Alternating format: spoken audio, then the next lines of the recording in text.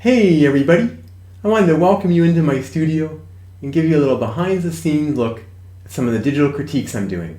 Follow me over here. Here is where all the magic happens, where I'm streaming and teaching. During the class, students email in their work and I can draw right on top of it digitally, helping them with proportion, thinking about different proportion relationships. I can also help with contours and line quality, shading, and making very subtle, super subtle, small shape changes. And that can help so much with helping a student see the things that can be changed to make their drawing more similar or painting more similar to what they're trying to achieve.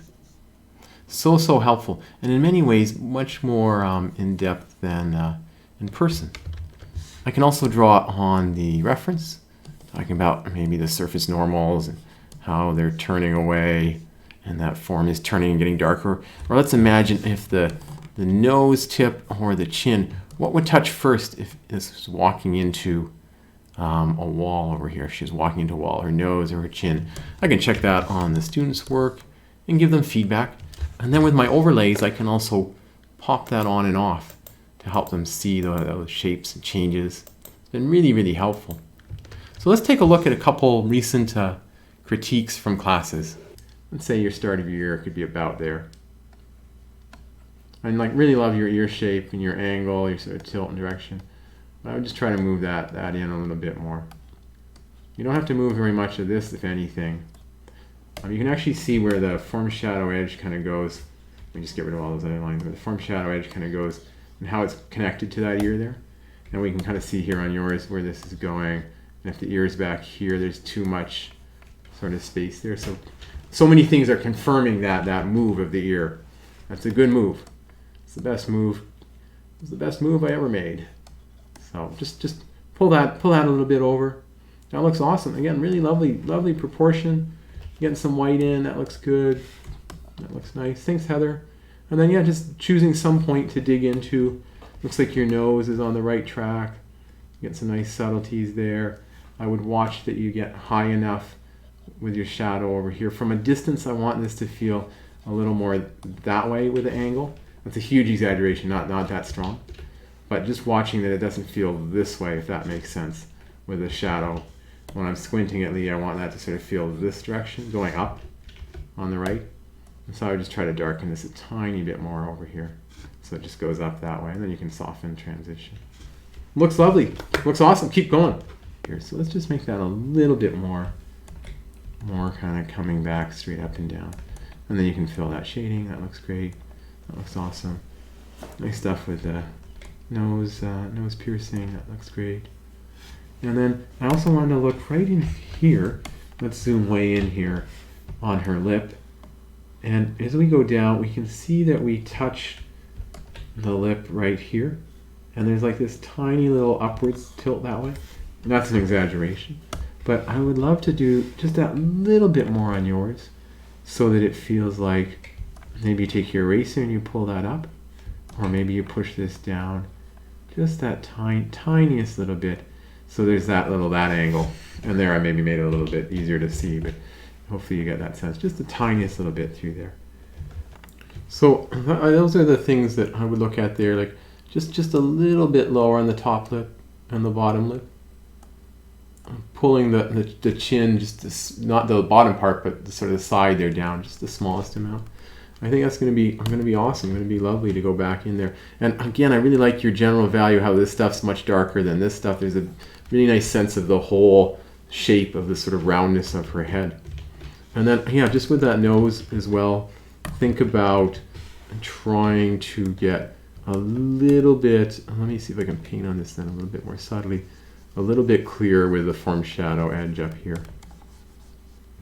And then lighter on this left side. And then I think about some half tones still up here. And then, you're going up into that part. But just think about trying to make this line a little bit clearer. And not that it has to be rock hard, but I'm being careful that it doesn't become too low down, which will also just make the nose feel even longer because there's not that stopping point of the form shadow a little bit higher up. So it looks good to me, Amber. Looks like you're on the right track. Play with that little tweak around the lips and some of that form shadow on the nose. Keep going. Again, really, really lovely. Okay, so all along here, you might just ever so slightly increase your chroma. And then I'm also seeing that in chroma, which you're doing looks nice. A little bit increased down here on the, sort of into the shadow, but also just on that edge a tiny bit. And just that, yeah, that tiny little bit of bumping that up. And then there's this lovely sense of kind of blue influence into some of this pink as you go across here on the lip. As you go across there, and then you get into your highlights, you can build them back up and across. I'm looking at the grooves in the lip, and in this case they're actually kind of flat across there. Sometimes you might think that imagine Annika's lip was like this. It was like a little cylinder there, and they're following that groove. So you could make them ever so slightly more this way rounding to help, if you're making any kind of groove there, to help sort of add a sense of that roundness. So that looks great. I'm thinking about the distance from the tear duct to the iris, and because I'm trying to make this eye a little bit bigger, I'm going to actually push that back, get a little bit more of your white of your eye, and that allows you to push the iris back a tiny bit, and that allows you to push the edge of the eye back a little bit further to just make this eye start to read a little bit bigger, and then yeah, keep working very, very subtle shadow, sort of as this ball of the eye turns down. Let me get a little darker, kind of underneath there. Looking nice on the right side. That looks great. I might try to make this side a tiny bit darker feeling than this side, and maybe even make this side a tiny bit lighter feeling than you have it, or just smoothing it in a tiny bit, blending it in a little bit more. I'd love to make this top line a little darker, closer to the edge of the iris there, blending that all together. Tiny bit clearer, tiny bit darker through there. Really lovely. Really love your sense of roundness on your cheek and all your transitions in here as well, Heather. So good stuff. Nice progress. Watch that right eye shape a little bit. Keep going. Lovely work, everybody. So nice. Thanks for joining me, everybody. I hope you enjoyed a little look at what an online critique looks like. And I'll maybe see you in a future class. Until then, take care, stay safe. Bye for now. We'll end with a magic trick. Haha. Bye, everybody.